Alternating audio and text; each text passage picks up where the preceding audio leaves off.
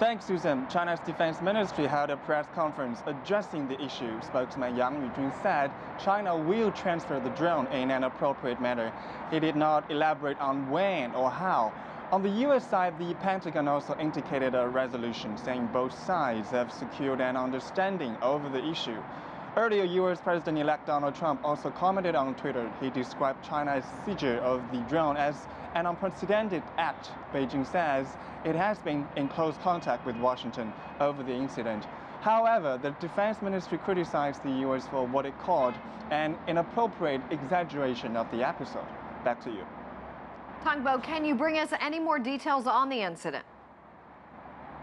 Yes, Susan. China says the drone was retrieved by a rescue ship which believed it was a hazard to navigation. The Pentagon said the drone was deployed by a U.S. Navy survey ship collecting scientific data in the South China Sea. The Chinese Defense Ministry spokesperson also criticized frequent reconnaissance by the U.S. military in waters claimed by China, and this is not the first incident of this kind. In 2001, Chinese fighter jet pilot Wang Wei died after his plane collided with an U.S. EP-3 reconnaissance plane, and the U.S. spy plane was damaged and made an emergency landing at a Chinese airbase. And China returned the damaged EP-3 to the U.S. later that same year. In recent years, due to territorial disputes in the South China Sea, the Chinese Navy has increased patrols along its maritime border. In May, China and the U.S. accused each other of a close air encounter.